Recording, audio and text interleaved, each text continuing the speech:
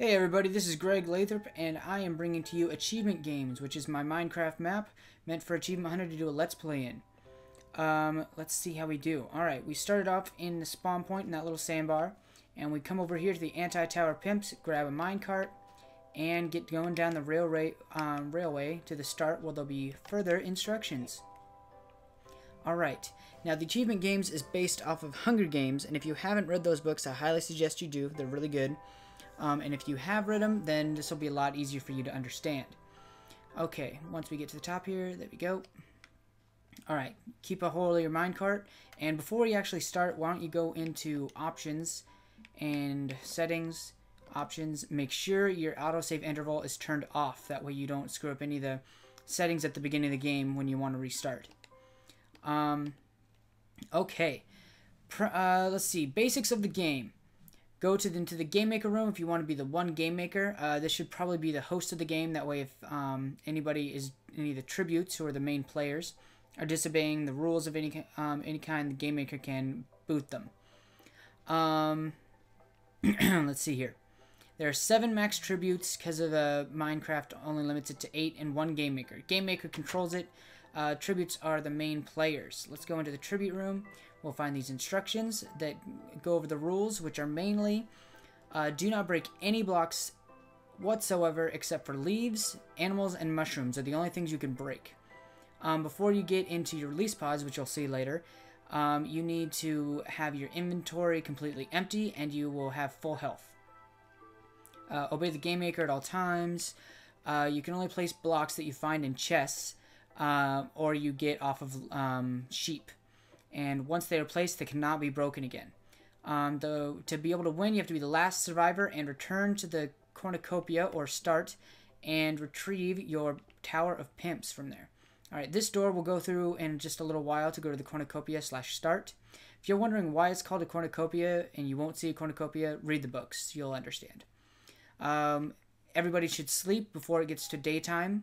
And then once you have died and respawned in these beds, you'll go through this door. And I'll explain a little bit more about that in a second. Alright, let's go into the Game Maker room now. Game Maker is the one who's controlling absolutely everything, makes the whole thing possible. Game Maker closes this door first off just to make sure none of the tributes can come and mess around with the switches or anything like that. So, let's see. Cornucopia is right down here. Those little yellow squares you see are the release pods, where everyone will start, and then the center is where the Tower of Pimps are, and you'll see chests down there, and I'll explain more about that. But the release pods are set right now.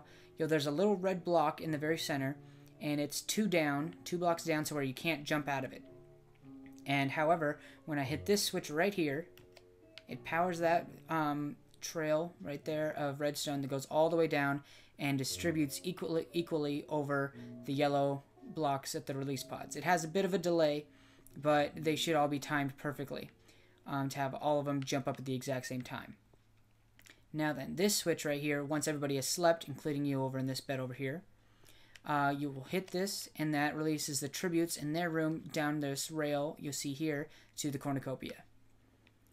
And then, see here, once a tribute has died, you'll hit this switch, which opens the door on the other side for them to go to the glass ceiling.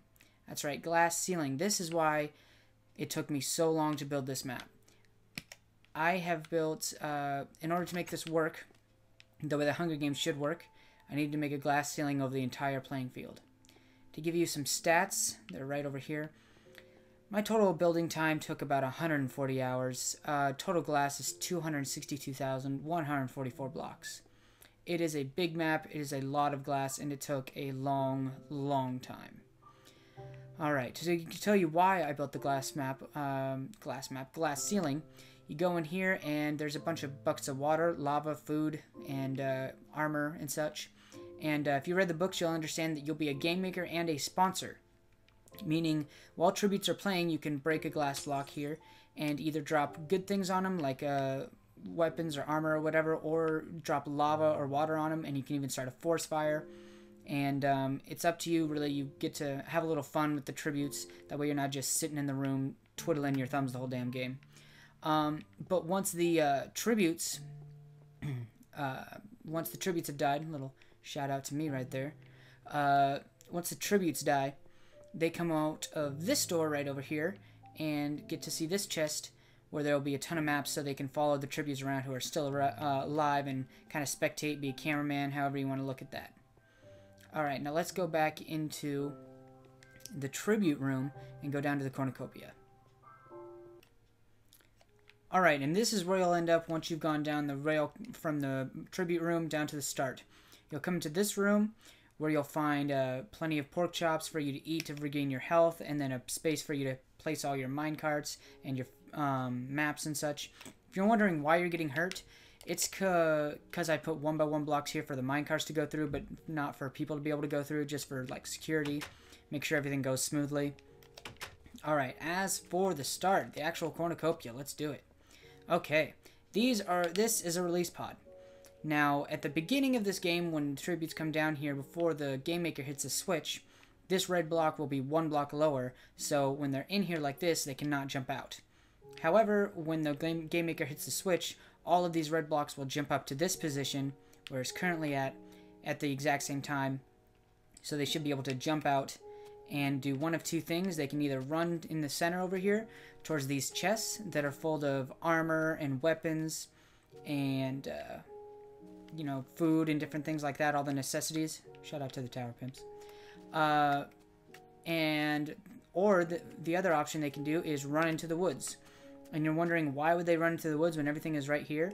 There is a ton of chests all around in the woods. A lot of them with probably better stuff that's in here.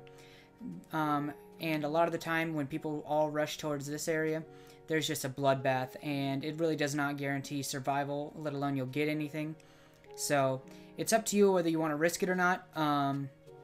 And I'll give you a couple examples. Chests can be found almost anywhere in the map, so keep an eye out all around, up in trees, in the cliffside, wherever. Also keep an eye out for ruins of houses that may have been blown up by a creeper or something. You can usually find furnaces in there to help you cook some meat or maybe some other extra stuff. They're made out of stone and wood. Also keep an eye out for anything that looks, you know, a little bit unusual or off, something that has an unusual glow or an unusual proportion to it or something like that. Also keep an eye out for caves. I blocked off all the big ones, but smaller ones still have some stuff in them. As well as ponds. Keep an eye out for little ponds that might have some chests hidden in them. I think that's all the hints I'm going to give you for today. But if you have any questions or I missed anything, let me know. And a quick shout out to Ray from Achievement Hunter and the rest of the Achievement Hunter guys from taking times out of their busy day of being the luckiest motherfuckers ever to check out my map and hopefully have some fun with it. Alright, thanks again and have a good one, everyone.